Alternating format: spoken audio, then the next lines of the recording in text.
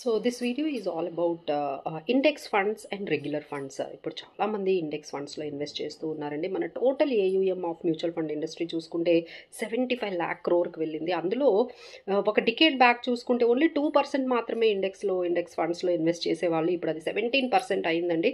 So చాలామంది index ఫండ్స్లో invest చేస్తున్నారు. సో రీటైల్ పార్టిసిపేషన్ చాలా పెరిగింది. ఎందుకంటే దాంట్లో లో కాస్ట్ ఉంటుంది.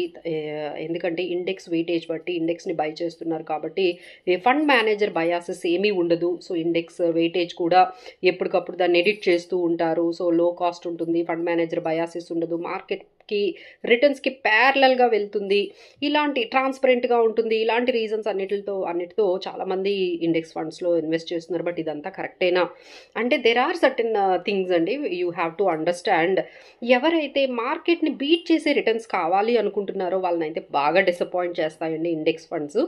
ఎవరైతే కన్జర్వేటివ్గా మార్కెట్కి ఈక్వలెంట్ రిటర్న్స్ వస్తే చాలు, స్లోగా స్టడీగా రిటర్న్స్ వస్తే చాలు, నార్మల్గా వస్తే చాలు మాకు రిటర్న్స్ అనే వాళ్ళందరికీ ఇవి సూట్ అవుతాయండి. బట్ ఎవరైతే కొంచెం అగ్రెసివ్గా మార్కెట్ని బీట్ చేస్తూ ఆల్ఫా రిటర్న్స్ కావాలి అనుకుంటున్నారో వాళ్ళకైతే ఇండెక్స్ ఫండ్స్ అయితే సెట్ అవ్వండి. వాళ్ళకైతే బెటర్ రెగ్యులర్ ఫండ్సే, మనము ఇండెక్స్ ఫండ్స్ కాకుండా రెగ్యులర్ ఫండ్స్లోకి వెళ్తేనే మంచి రిటర్న్స్. ఎప్పుడు కూడా ఇండెక్స్ ఫండ్స్ని బీట్ చేస్తూ ఫండ్ మేనేజరు ఈ స్టాక్స్ని పోర్ట్ఫోలియో రీజిక్ చేస్తూ ఉంటారు. కాబట్టి మీరు మంచి స్కీమ్ని కానీ సెలెక్ట్ చేసుకుంటే డెఫినెట్లీ యూ విల్ గెట్ మార్కెట్ని బీట్ చేసే రిటర్న్స్ని అయితే తెచ్చుకోవచ్చు. So it's all about mind set. మీకు కన్జర్వేటివ్గా స్లో అండ్ స్టడీగా రిటర్న్స్ కావాలి అంటే వాళ్ళు ఇండెక్స్ ఫండ్స్కి వెళ్ళొచ్చు. అగ్రెసివ్గా మాకు మార్కెట్ని బీట్ చేసే రిటర్న్స్ కావాలి అంటే రెగ్యులర్ ఫండ్స్కి వెళ్ళిపోవచ్చు. అండ్ నెక్స్ట్ థింగ్ ఏంటంటే చాలామంది అనుకునేది ఏంటంటే మనం ఏం చెయ్యక్కర్లేదు, ఇండెక్స్ ఫండ్స్లో పెడితే డైవర్సిఫికేషన్ అయిపోతుంది. అది కూడా తప్పేనండి. ఎందుకంటే మీరు నిఫ్టీ 50లో చూసుకుంటే వెయిటేజ్ మీకు ఐటీ అండ్ బ్యాంకింగ్ ఫైనాన్షియల్స్ ఈ రెండు కలిపి 50% ఉంటుందండి. అంటే మీరు పెట్టిన ప్రతి 1000 రూపీస్లో 50% ఈ రెండు సెక్టార్లకే వెళ్తుంది. మిగతావన్నీ కూడా 4%, 5% ఇలాంటి సెక్టార్ వెయిటేజ్ ఉంటుంది. సో కంప్లీట్గా డైవర్సిఫికేషన్ జరుగుతుంది అంటే అది కూడా కరెక్ట్ కాదండి. సో ఒకసారి మీరు చూసుకోండి ఇండెక్స్ వెయిటేజ్లో మీకు ఏ సెక్టార్స్కి ఎక్కువ అమౌంట్ అనేది వెళ్ళిపోతుంది.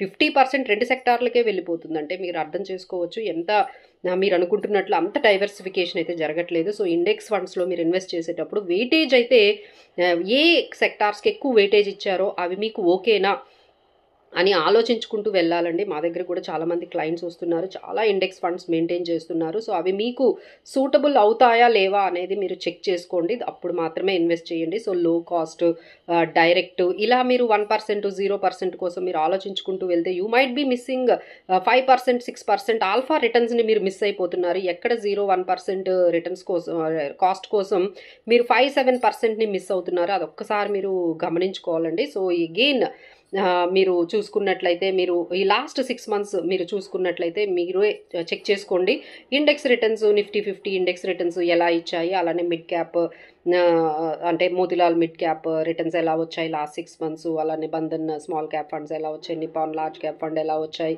సో ఈ విధంగా మీరు రెండింటిని కంపారిజన్ చేసుకోండి లాస్ట్ 6 months నుంచి కానీ లేకపోతే లాస్ట్ 1 year నుంచి కానీ ఇండెక్స్ రిటర్న్స్ ఎలా ఉన్నాయి. ఈ ఫండ్ మేనేజర్స్ వాళ్ళ బయాసిస్తో వాళ్ళు సెలెక్ట్ చేసిన సెక్టార్స్ కానీ రిజెక్ట్ చేస్తున్న పోర్ట్ఫోలియోని మేనేజ్ చేస్తున్న ఈ ఫండ్స్ పెర్ఫార్మెన్స్ ఎలా ఉంది, ఈ రెండింటిని మీరు చూసుకొని అప్పుడు మీరు డెసిషన్ అయితే తీసుకోండి. ఇంకా మీకు డౌట్స్ ఉంటే so we are there to help you. మీకు ఎలాంటివి సూట్ అవుతాయి, ఎంత ఇండెక్స్ ఫండ్స్ ఉండాలి, ఎన్ని ఉండాలి, ఎంతవరకు మనం తీసుకోవాలి, అవన్నీ కూడా మేము డెసిషన్ తీసుకొని మీకోసం ఒక పోర్ట్ఫోలియోని కన్స్ట్రక్ట్ చేస్తామండి. So you can contact us, you can book the consultation. So we will see that మీ ఎగ్జిస్టింగ్ పోర్ట్ఫోలియోని కూడా కరెక్ట్ చేసి మీ గోల్స్కి తగ్గట్టుగా రిస్క్ అండ్ రిటర్న్ ఎక్స్పెక్టేషన్స్కి తగ్గట్టుగా ఏ విధంగా పోర్ట్ఫోలియో బిల్డ్ చేసుకోవాలో కూడా మేము మీకు సజెస్ట్ చేస్తాం. Thank you so much. Please do contact us and please do share and subscribe our channel.